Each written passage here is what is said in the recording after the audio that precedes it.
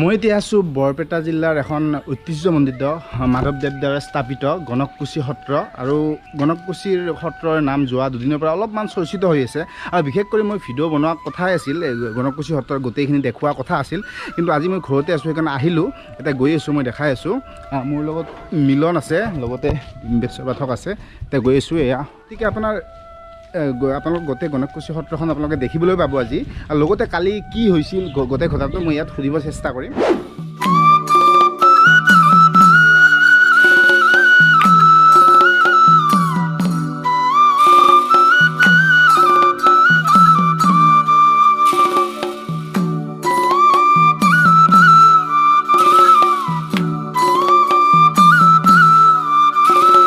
সত্ৰনগৰী বৰপেটাৰ এক উল্লেখযোগ্য সত্ৰ হ'ল গণককুছি সত্ৰ এইখন মহাপুৰুষ শ্ৰী শ্ৰী মাধৱদেৱ ৰংগমঞ্চ এইখন এক মনোমোহা প্ৰাকৃতিক পৰিৱেশৰ মাজত অৱস্থিত আমাৰ গণককুছি সত্ৰখন এতিয়া ভিতৰত গৈ আছোঁ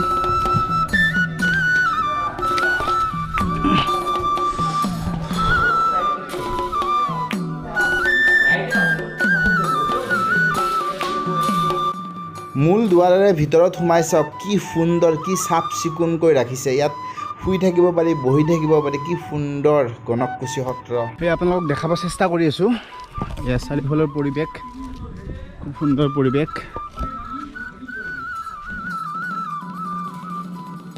নমস্কাৰ এয়া গণপাঠক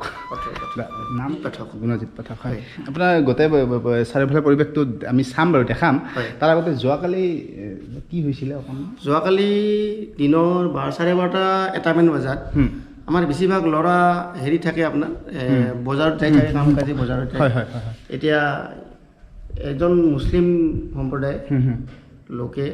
আমাৰ এতিয়া ওচৰতে ৰামাতৈৰ ভেটি এটা আছে তাত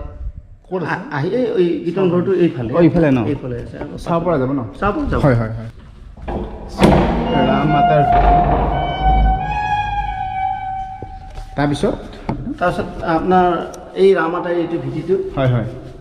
আপোনাৰ 1:30মান বজাত এজন মুছলিম সম্প্ৰদায়ৰ লোক আহি আমাৰ ইয়াতে মানুহ কম থাকে এনে ল'ৰা ছোৱালীবিলাকতো কামে কাজে ব্যস্ত হৈ দুপৰীয়া আহে ইয়াতে দূৰত অলপ আমাৰ ৰাজমিস্ত্ৰী কাম কৰি আছে ল'ৰা এটা আহিছে সেৱা কৰিব আহিছে কোনোবাই প্ৰণাম কৰিব আহিছে আহি দেখিছে ইয়াতে জুই জ্বলি আছে বহুতে ভাবিলে এইখিনিত আপোনাৰ জুই জ্বলি আছিল ইয়াৰ পৰা গুৰু আসনখন লৈ গৈছে তাতে এতিয়া ৰামাতাৰ গুৰু আসন এখন আছিল কাপোৰ চাপোৰবিলাক এই ইয়াত আছিল চববিলাক লৈ যায়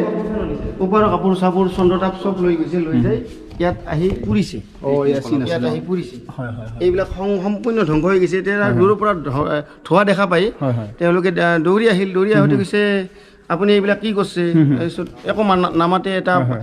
পগলাৰ নিচিনা এটা হেৰি কৰিছে হেৰি মানসিক কিবা তেনেকুৱা আছে নেকি এইটো মানসিক বুলি কেনেকৈ ক'ব পাৰিব আপুনি ধৰক আমাৰ হিন্দু সম্প্ৰদায় মঠ মন্দিৰতে এনেকুৱা আহি কৰা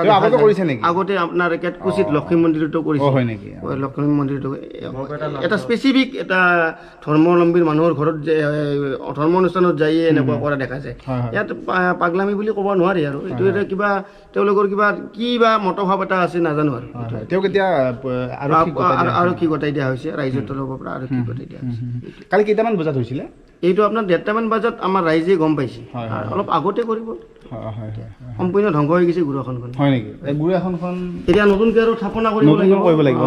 ৰীতি নিয়ম মতে স্থাপনা কৰিব লাগিব এতিয়াতো কীৰ্তন চলি আছে মাধৱদেৱৰ কীৰ্তনৰ চলি আছে এতিয়া নোৱাৰি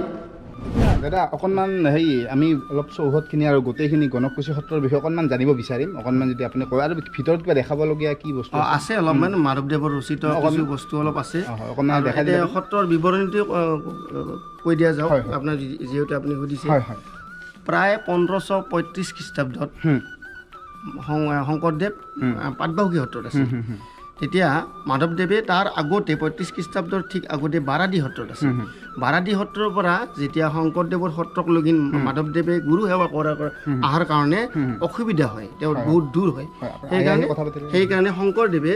মাধৱদেৱক এইখিনি ঠাইত একজন গণক মানুহ ব্ৰাহ্মণ মানুহ গণক মানুহে মানুহৰ মাটি আছিল এইখিনি প্ৰায়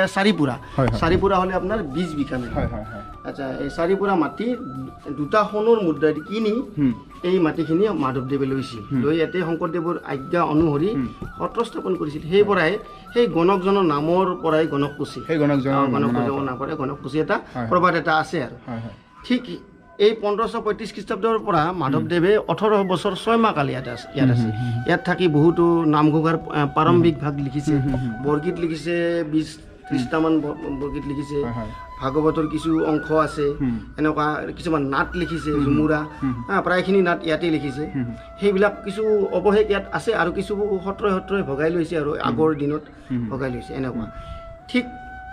যেতিয়া শংকৰদেৱে কোচবিহাৰলৈ যাবলৈ ওলাইছিল শেষবাৰৰ কাৰণে এই নামনি অসম বৰপেটা অঞ্চল এৰি তেতিয়া এই সত্ৰতে মাধৱদেৱৰ লগত শংকৰদেৱে এৰাতি কাল আছিল এটা দিন আছিল সেই দিনটো কিয় আছিল পাটবাউসীৰ পৰা আহিছিল তেওঁ সেই দিনটো কিয় আছিল মাধৱদেৱক গোটেইখিনি বস্তু শিকাব লগা আছে বৈষ্ণৱ ধৰ্মৰ গোটেইখিনি গুৰু ৰহস্যবিলাক ইয়াতে গৈছিল আৰু মাধৱদেৱে শংকৰদেৱৰ শৰীৰত লীন হৈ গৈছিল সেইদিনা ৰাতি প্ৰবাদ মতে গুৰুচৰিত মতে এনেকুৱা লীন হৈ গৈছিল তাৰমানে একাকাৰ হৈছিল এজন আত্মা হৈছিল দুজন আত্মা সেইকাৰণে এই সত্ৰখনৰ আন এটা নাম দুজনা গুৰুৰ মিলন ক্ষেত্ৰ বুলি কোৱা হয় সেই মিলনৰ ফলতে এটা দিব্য গুটিৰ হেৰি হয় সৃষ্টি হয় সেই গুটিটো এটা ভাল ঠাইত মাধৱদেৱে ইয়াত ৰুই থৈ দিছিল ইয়াতে ৰুই থৈছিল সেয়ে আজিৰ এই ৰঙিয়াল ফুল পৃথিৱীত বহুত ৰঙীয়া ফুল আছে কিন্তু ইয়াৰ প্ৰজাতিটো অলপ বেলেগ ধৰণৰ ইয়াৰ প্ৰজাতিটো ইয়াৰ 15 মাহ 15 দিন ইয়াৰ পাত এটা কি হয় এফালে মূৰ্ছা যায় 15 দিন আৰু আনফালে সজীৱ হৈ থাকে আৰু আনফালে মূৰ্ছা যায় এফালে সজীৱ তাৰ পাছত সি সৰি পৰে দাদা খুব ধুনীয়াকৈ গোটেইখিনি ক'লে আপুনি ইয়াত কেনেকৈ জড়িত পাঠক নে কেনেকৈ জড়িত মই ইয়াত আমাৰ বংশৰা হিচাপে আৰু ৰাইজৰ আদেশ অনুসৰি পাঠকৰ কাম কৰি আছোঁ আৰু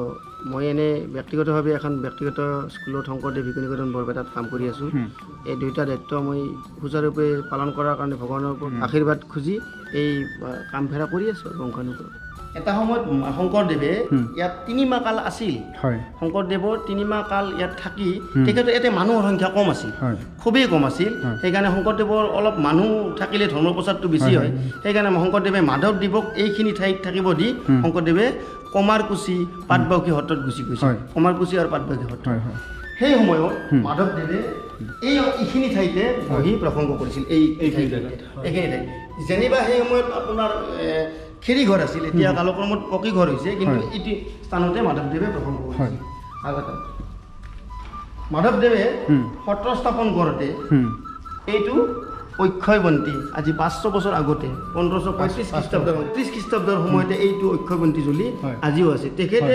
জ্বলোৱা ডাঙৰ বন্তিটো সেইটো অক্ষয়বন্তী বুলি কোৱা হয় ইয়াত আপোনাৰ এখন পাত বুলি কোৱা হয় ইয়াতে মাধৱদেৱৰ ৰচিত কিছু সাঁচি পাত আদি আছে এইবিলাক আপোনাৰ কাপোৰত তেওঁ তেতিয়াৰ পৰাই আছে ইয়াত এইটো নিয়মে এইটো পাত থকা নিয়ম ইয়াৰ পিছফালে এখন পাত আছে আৰু এইখন 7 খলপীয়া গুৰু আসন মূল সত্ৰত 7 খলপ থাকে 7 বৈকুণ্ঠৰ চিন বুলি কোৱা হয়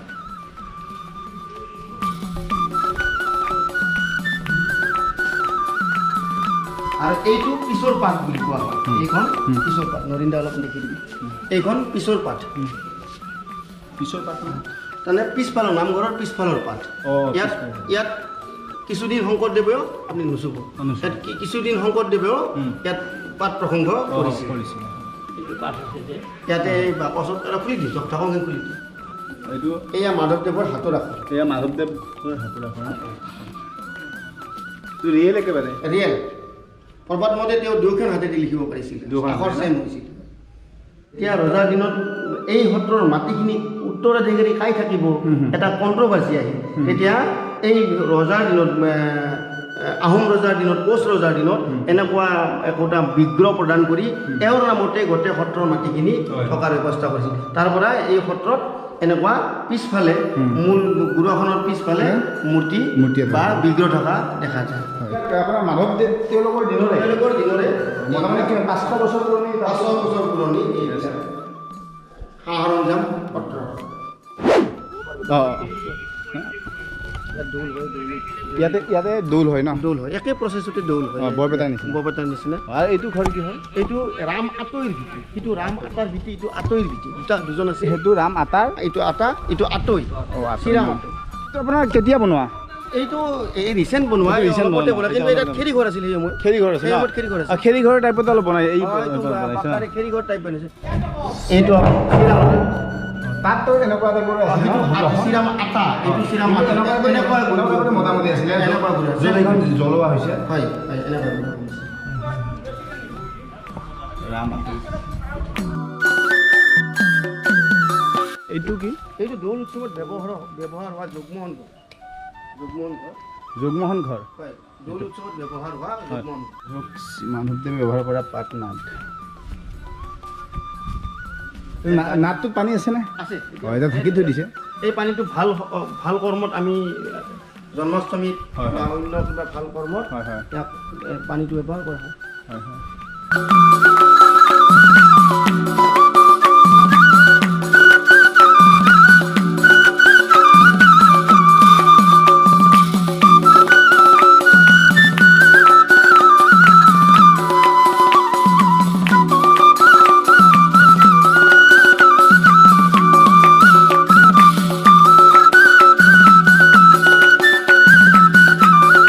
এই গণককুছি সত্ৰতে মহাপুৰুষ মাধৱদেৱ গুৰুজনে 18 বছৰ 6 মাহ কাল আছিল। এই সত্ৰখনতে তেওঁৰ গুৰু এই ভেটি আছিল, বাসগৃহ বাসগৃহ আছিল সত্ৰতে। তেওঁ য'তে ৰাতি ত'তে কাটি তেনেকুৱা মানুহ আছিল। সেইকাৰণে তেওঁ বেছি লাভবিলাক এটা নাই, য'তে ৰাতি তাতে কাটি ইয়াতে 18 বছৰ 6 মাহ কিবা কৰি আছিল আৰু তেখেতে। 18 বছৰ আছিল 18 বছৰ 6 মাহ কাল এই বাসগৃহ। বাপুসকলৰ প্ৰসংগৰ আগত ইয়াত আইসকলে প্ৰসংগ কৰে। হয় নেকি? এইটো 14 প্ৰসংগৰ ৰীতিমতে হয় হয় ইয়াতে আইসকলে প্ৰথম প্ৰসংগ কৰিলেহে বাপুসকলে প্ৰসংগ কৰিব পাৰে। এইটো মধুৰাজ বুঢ়াতাই কৰা নিয়ম। সেই নিয়ম হিচাপে আজিও চলি আহিছে। হয় হয় হয় এইডাল বকুল গছ নেকি এইটো আইসকলৰ গৃহ